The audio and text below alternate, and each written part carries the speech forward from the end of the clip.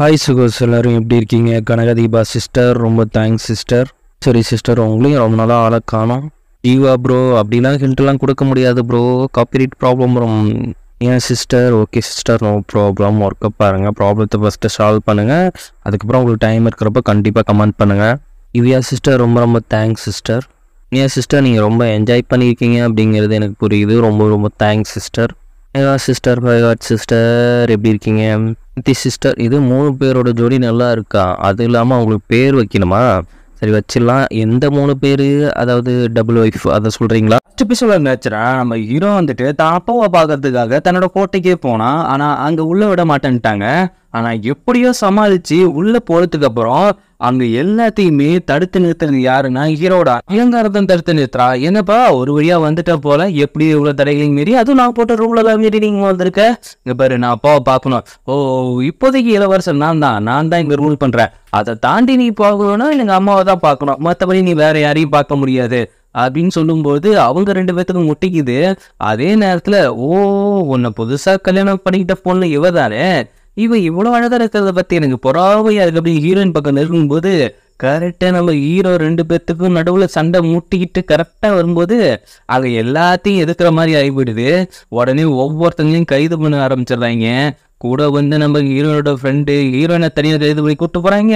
ஹீரோவை வந்துட்டு பேரரசி வந்துட்டு தனியாக பார்த்து பேசணுமா, அதனால அவனையும் தனியாக அழைச்சிட்டு போகிறாங்க.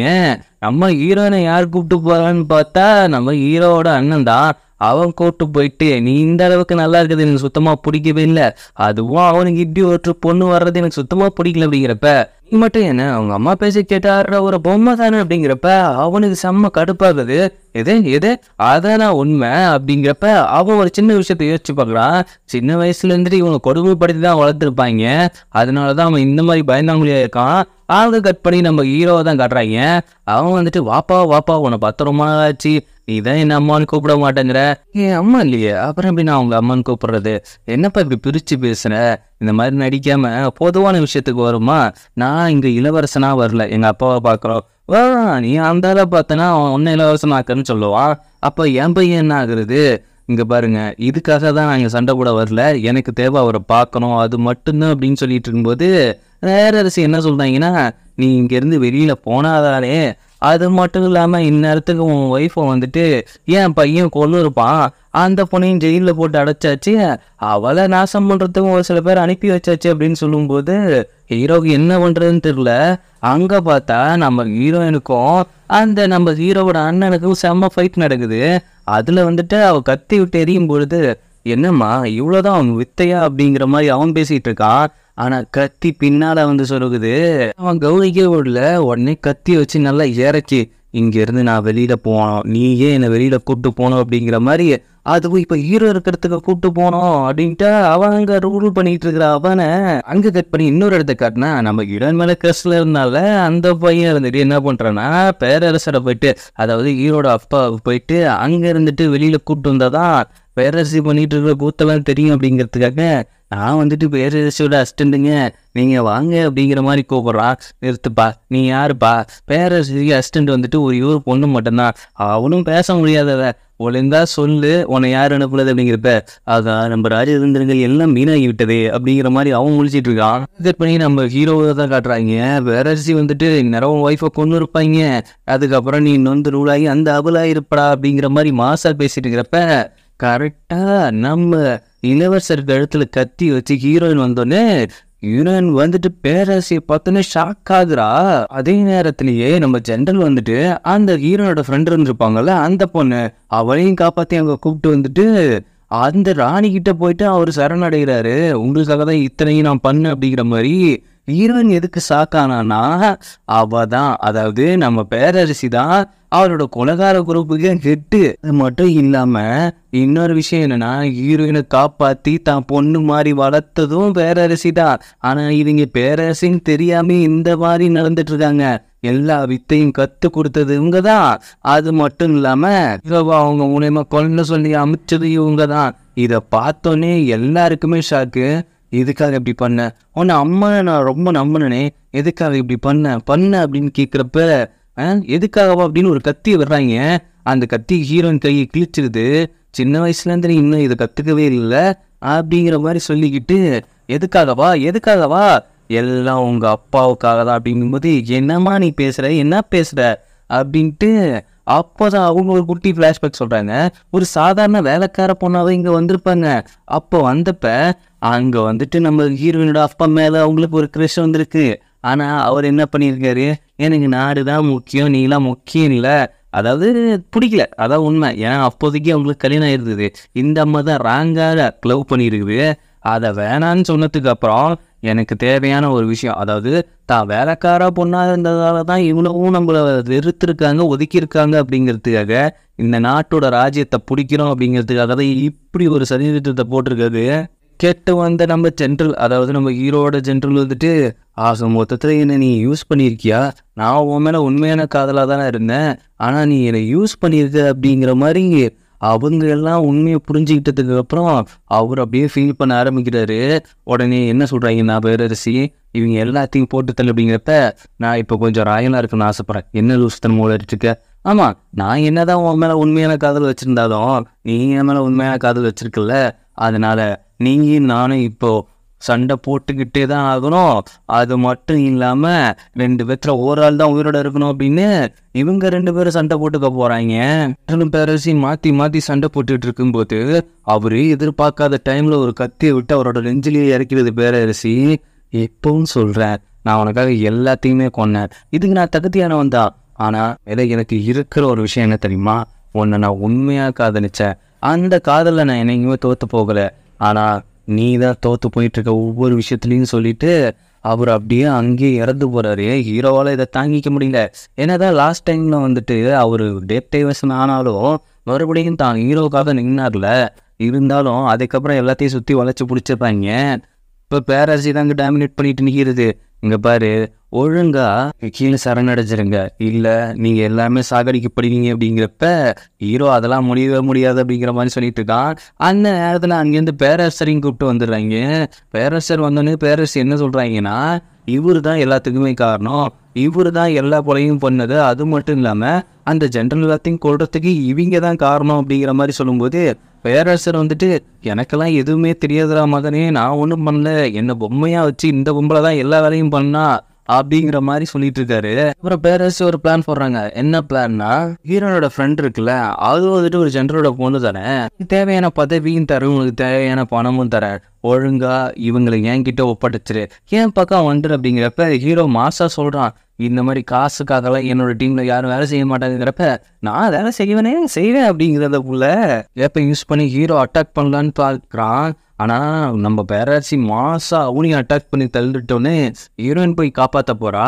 அங்கே சைடில் இருந்த நம்ம ஹீரோட அண்ணன் இருக்கால, அவர் ரத்தம் கக்கி அங்கே அப்படியே சாகிற நிலைமைக்கு போகிறான்.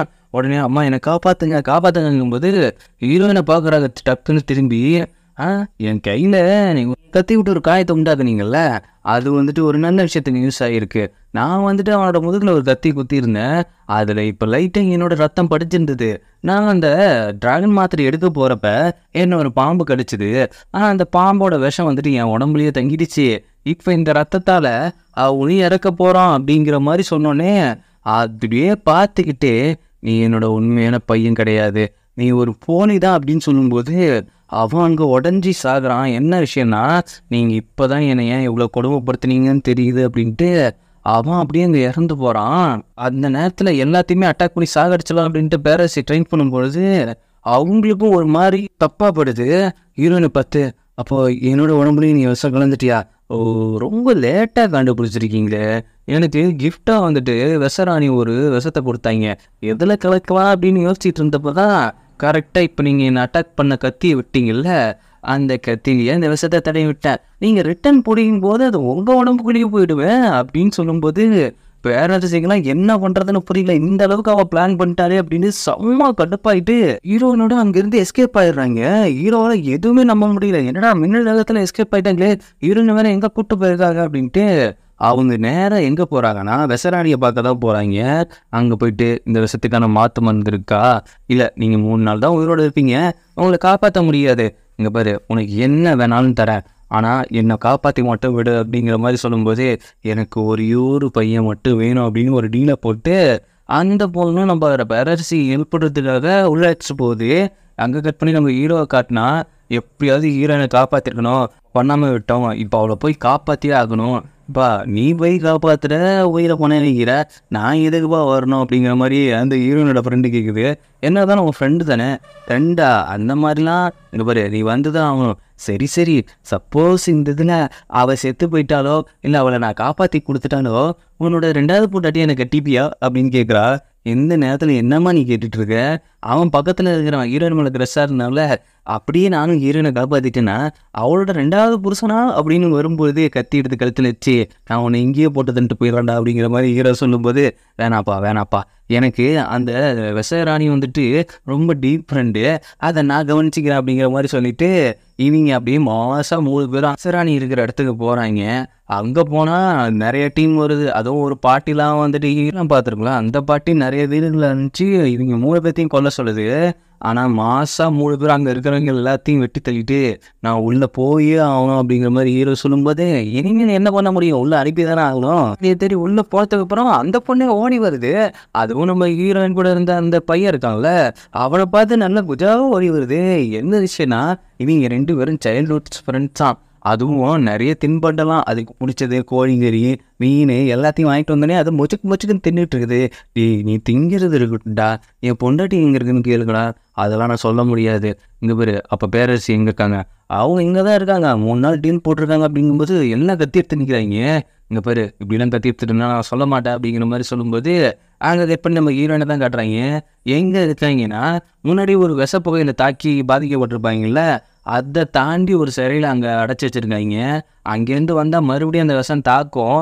அப்படி தாக்கும்போது ஹீரோயின் கண்டிப்பாக செத்துருவா, அதனால் அங்கேருந்து வர முடியாது அப்படிங்கிறதுக்காக கட்டி போட்டு வச்சுருக்காங்க. அங்கே ஏதாவது பாதை இருக்குமா அப்படின்ட்டு ஹீரோயின் பார்த்துட்டு இருக்கா. பின்னாடி பார்த்தா அந்த மம்முடி போட்டு ஆள் உட்காந்துருக்கான். இங்கே எதுவும் தப்பிக்க முடியாது, ஒன்றா கண்காணிக்க தான் என்ன வச்சுருக்காங்க அப்படின்னு சொல்லும்போது ஐயோ இவ்வளோ நேரம் நீ முகமுடி போட்டே இருக்கீங்க, உனக்கு போர் அடிக்கல அப்படிங்கிற மாதிரி ஹீரோயின் போட்டு கலாய்ச்சிட்டு இருக்கிறா. ஆனால் கிளைமேக்ஸ் நெருங்குறப்போ வந்துட்டு இவ்வளோ காமெடி பண்ணிட்டு இருக்காங்க பார்த்தீங்களா. இந்த சைனீஸ் ட்ராமாவை நான் என்ன சொல்கிறதுன்னு எனக்கு தெரியல. பட் ஹீரோ பேரரசியை பார்க்கும்போது 3 பேர்த்தையும் கொல்ல போகிறான் அப்படிங்கிற மாதிரி பேரரசி சொல்லும்போது குட்டு அந்த விசராணி ஓடி போயிட்டு அதில் அவனை மட்டும் கொல்லக்கூடாது. ஓ நீ ஒரு ஆள் வேணும்னு சொன்னியே, அது அவன் தானா அப்படின்னு சொல்லும்போது ஐயோ ரகசியத்தெல்லாம் வெளியே சொல்லக்கூடாது, என்னது நீ என்னை விரும்புறியா அப்படின்ட்டு அவனே சாக்காகிறான். இப்போ நீ அவள் எங்கே இருக்கிறான் அந்த இடத்த சொல்ல முடியாதா அப்படிங்கிறப்ப இல்லை நான் பேரரசிக்கு ஒரு டீல் போட்டிருக்கேன், அதனால நான் சொல்ல மாட்டேன் அப்படிங்கிறப்ப கரெக்டாக அவனோட கழுத்தில் கத்தி வைக்கிறாங்க ஹீரோ. இப்போ நீ சொல்லலை, உனக்கு பிடிச்சால போட்டு தண்ணிடுவா அப்படிங்கும்போது ஹீரோவை பார்த்து டேய் உனக்கு நான் என்னடா போகம் பண்ணேன், இதுக்கிட்ட என் கழுத்தில் கத்தி வைக்கிற, ஹீரோனை காப்பாற்றணும்ல, ஆமாம் காப்பாற்றணும், அப்போ நீ சத்தா கூட பரவாயில்ல, உன்னை அர்த்தம் போட்டு போடும் அப்படிங்கும்போது ஏம்மா அவள் எங்கே இருக்கான்னு சொல்லிடுமா அப்படின்ட்டு உடனே பரவாயில்ல நான் சொல்கிறேன் அப்படின்ட்டு அந்த விசராணி சொல்கிறப்ப அவள் கூடலாம் டீல் போட்டால் பார்த்தாது, என் கூட ஒரு டீலை போடணும். என்ன டீல்? நான் வந்துட்டு ஹீரோயின் இருக்கிற இடத்த சொல்கிறேன், ஆனால் நீ வந்துட்டு உன்னோட அரியணை எனக்கு விட்டு தரணும் அப்படின்னு கேட்கும்போது அங்கே என்ன சொன்னா அப்படிங்கிறது தெரியல. அங்கே கட் பண்ணி நம்ம ஹீரோயினை தான் காட்டுறாங்க. அந்த முகமுடிக்கு பின்னாடி இருக்கிறது யார் அப்படின்ட்டு அவரே தன்னோட முகமுடியை கழட்டுறாரு. அப்பாவை பொண்ணு இன்னொரு ஆள் தான் அங்கே இருக்காங்க. அதை பார்த்தோன்னே ஷாக் ஆகிட்டு உங்கள் மேலே எந்த ஒரு தப்பு இல்லை அப்படிங்கிறது எனக்கு தெரியும், ஆனால் நீங்கள் ஏன் இன்னும் அவளுக்கு கீழே வேலை பார்த்துட்ருக்கீங்க, அவள் ஒரு சில விஷயங்கள் நல்ல விஷயங்கள் எனக்காக பண்ணா, நான் இந்த மாதிரி துரோகம் பண்ணனா என்னோட மக்களை நல்லா வாழ வைக்கிறேன் அப்படின்னு சொன்னால் அதுக்கேற்ற மாதிரி அவளும் வாழ வச்சுக்கிட்டு தான் இருக்கா அப்படிங்கிறப்ப அப்போ பேரரசியோட ஒரு நல்ல பாயிண்ட்டாக அவளுக்கு தெரிய வருது. சரி இங்கேருந்து தப்பிக்க என்ன வழி, நான் செஞ்ச பாவத்துக்கு நான் இங்கேருந்து உன்னை தப்பிக்க வைக்கிறேன், ஏன் உயிரை சாக்ரிஃபைஸ் பண்ணி அப்படின்ட்டு ஹீரோயின் அங்கேருந்து தப்பிக்க வைக்கிறாங்க. அங்கே வெளியில் வந்து பார்த்தா பேரரசி எல்லாமே நின்றுட்டுருக்காங்க. என்னோட ஃப்ரெண்டு பொண்ணு இருக்குல்ல, அந்த புள்ள பொண்ணு லவ் பண்ணுதான், அது இவ்வளோ நாள் தெரியாமல் இருந்திருக்கீங்க. இங்கே பேர் விசராணியோட வயசு என்னன்னு தெரியுமா? என்னது 60 வயசாகுது. ஐயோ ஆனால் குழந்த மாதிரி இருக்கா, அதுதான் முக்கியம், அது என்ன ஸ்பெஷல்னு தெரில, அவள் அப்படி தான் இருக்கா அப்படின்ட்டு இவங்க 2 பேரும் ரகசியம் பேசிகிட்டு இருக்காங்க. ஹீரோயின் வந்தோடனே பேரரசி நான் போட்ட டீல் உனக்கு ஞாபகம் இருக்கட்டும், நான் உனக்கு கொல்லாமல் விட மாட்டேன் அப்படின்ட்டு ஹீரோயின் நிற்கும்போது இங்கே பாரு நாங்கள் 2 பேரும் டீல் போட்டுக்கிட்டோம், மற்றபடி இதை நீங்கள் தலையிடாது அப்படிங்கிறப்ப என்ன டீல் போட்டுக்கிட்டேன் அப்படின்ட்டு ஹீரோட்ட கேட்குறா. அவன் தெளிவாக சொல்லிடுறான், என்னோட அரியணை நான் விட்டு தர்றேன் அப்படிங்கிற மாதிரி சொல்லிட்டேன் அப்படின்ட்டு அவன் சொன்னோன்னே ஹீரோயினுக்குலாம் செம்ம சாக்கு. அதுக்கப்புறம் பார்த்தா நம்ம ஹீரோனோட ஃப்ரெண்டு போயிட்டு அந்த விசாரணிகிட்ட போயிட்டு மண்டிட்டு என்ன உங்கள் அசிஸ்டண்ட்டாக ஏற்றுக்கோங்க அப்படிங்கிறாங்க. இவன் ஏன் இப்படி பைத்தியக்காரத்தனமாக பண்ணிட்டு இருக்கா, ஏமா சின்ன பொண்ணுக்கு அதில் இருந்து இப்படி பண்ணிட்டு இருக்கா அப்படின்ட்டு ஹீரோயின் கேட்கும்போது, அந்த பிள்ளைக்கு இப்போ எத்தனை வயசு தெரியுமா, 60 வயசா, இன்னும் எங்கே இருக்கா அப்படின்னோடனே, அப்போ நானும் அடுத்த அசிஸ்டண்ட் ஆயிடுறேன் அப்படின்ட்டு அவளும் மட்டி போட்டு எனக்கும் யாராவது கற்றுக் கொடுங்க அப்படிங்கிற மாதிரி கேட்டுருக்காங்க. என்னென்னா ட்ராமாவை காமெடி பண்ணி வச்சுருக்கீங்க. அடுத்த நாள் காலையில் நம்ம பேரண்ட்ஸ், அதாவது ஹீரோட அப்பா தான் காட்டுறாங்க. அவருக்கு வந்துட்டு அந்த இல்யூஷன் வந்துக்கிட்டே இருக்கு. அதுவும் ஹீரோனோட அப்பா வந்துட்டு மிரட்டுற மாதிரியும், என்னோட நாட்டெல்லாம் நீங்கள் வாழ வச்சியா, நீ சொன்ன மாதிரி எல்லாம் பண்ணியா அப்படிங்கிற மாதிரி அவர்கிட்ட வந்துட்டு அந்த இல்யூஷன் வந்து பேசிகிட்டே இருக்குது. அதை பார்த்தோன்னே அவர் எழுந்து நிற்கிறப்ப, பாத்தியா உங்கள் அப்பா மேலேயும் ஒரு சில தப்பு இருக்குது, எல்லாத்துக்குமே நான் மட்டும் காரணம் கிடையாது, உங்கள் அப்பா நிறைய விஷயத்த காப்பாற்றாமல் விட்டுருக்காரு அப்படின்ட்டு அங்கே ஒரு பக்கத்தில் நிற்க வச்சு அவர் கனவுல புலம்புற விஷயத்த வச்சு ஹீரோவுக்கு ஒரு விஷயத்த புரிய வைக்கிறாங்க பேரரசி. இதில் என்னோட தப்பு மட்டும் இல்லை அப்படின்ட்டு, இப்போ உன்னோட அரியணை எனக்கு கொடுக்குறியா அப்படிங்கிறப்ப ஹீரோயின் முடியவே முடியாதுங்கிறாங்க. அதுவும் ஹீரோட அப்பாவும் ஒரு பொண்ணு, அதுவும் ஒரு வேலைக்காரி, நீ போய் உட்காரத நான் அனுமதிக்கவே மாட்டேன் அப்படிங்கும்போது, எப்படியா இருந்தாலும் இந்த அரியணை எனக்கு தான் நீங்கள் கொடுக்க போகிறீங்க, அவங்களுக்கு நான் வாக்கு கொடுத்த மாதிரி அவங்கள நான் அரியணையில் ஏற்ற போகிறேன் அப்படிங்கிற மாதிரி ஹீரோ சொல்லிகிட்டு இருக்கான். அதுக்கான அங்கேயும் வருது. அதை போட்டுக்கிட்டு போயிட்டு மாதம் அவங்க உட்காடுறாங்க. உட்காந்துட்டு அந்த சேரை தடவும் பொழுது அந்த ஒரு விஷயத்துக்காக, தனக்கான உரிமை கிடைக்கணும் அப்படிங்கிறதுக்காக அவங்க பண்ண பாவம் எல்லாம் அவங்க கண்ணு முன்னாடி வருது. ஹீரோயினோட அப்பாவை கொன்னது, இவங்களுக்காக வேலை செஞ்ச பொண்ணுங்களை நினச்சி பார்க்குறது, இந்த மாதிரி நினச்சி பார்த்துக்கிட்டு அவங்க கண்ணை மூடி அங்கேயே இறந்து போயிடுறாங்க. அதுக்கப்புறம் கொஞ்ச நாளுக்கு அப்புறம் ஹீரோயினை காட்டுறாங்க. அவங்க 2 பேரும் சந்தோஷமாக இருக்காங்க. இப்போ என்ன பண்ண போகிற, இப்போ அரியணை என் பக்கம் வரப்போகுது, கரெக்டான அரியணை நீயே தான் இருப்ப அப்படின்ட்டு இவங்க 2 பேரும் பேசிகிட்டு இருக்கிறத பார்த்துட்டு அங்கே பார்த்தா ஹீரோனோட ஃப்ரெண்டு அந்த பையனை பார்த்தா, எனக்காக என் விசாரணை காப்பாத்திருப்பா, நான் அவளுக்காக போகணும் அப்படின்ட்டு அவன் அங்கே கிளம்பும்போது உடனே அந்த ஹீரோயினோட ஃப்ரெண்டு இன்னொரு பொண்ணு இருப்பாள்ல, அப்போ நான் தான் புதுசாக யாரையாவது பிடிக்கணுமா, டீ பேசாமல் என்ன 2வது ஒய்ஃபாக கட்டிக்கிறியா அப்படின்ட்டு ஹீரோயின் கேட்கும்போது ஹீரோயின் பொசசிவ் ஆகி ஓடிப்பாடு அப்படின்னு மிரட்டிக்கிட்டு இருக்கா. அதுக்கப்புறம் ஹீரோ மாசா ராஜா ட்ரெஸ்ஸில் ரெடி ஆகுறான், ஹீரோயினும் ராணி ட்ரெஸ்ஸில் ரெடி ஆகிட்டு அவருக்கான கிரீடத்தை வைக்கிறாங்க. இப்படி ஒரு ஹாப்பி எண்டிங்கோட இந்த ட்ராமா முடியுது. ஆனால் ஸ்டார்டிங்கில் கொடுத்த எஃபெக்ட் எக்ஸ்பெக்டேஷன் எல்லாத்துக்குமே சேர்த்து கிளைமேக்ஸில் ஒரு மரண வெயிட்டிங்காக நான் வெயிட் பண்ணிகிட்டு இருந்த நேரத்தில் சல்பியாக முடிச்சிட்டாங்க. அப்படிப்பட்ட ஃபீலாக தான் எனக்கு கொடுத்துச்சு. உங்களுக்கு எப்படிப்பட்ட ஃபீலை கொடுத்துச்சு அப்படிங்கிறத நீங்கள் கமெண்ட்டில் சொல்லுங்கள். என்னோடய வீடியோ உங்களுக்கு பிடிச்சிருந்தா லைக் பண்ணுங்கள், ஷேர் பண்ணுங்கள், சப்ஸ்கிரைப் பண்ணுங்கள், நோட்டிஃபிகேஷன் பட்டனை மறக்காமல் கிளிக் பண்ணுங்கள்.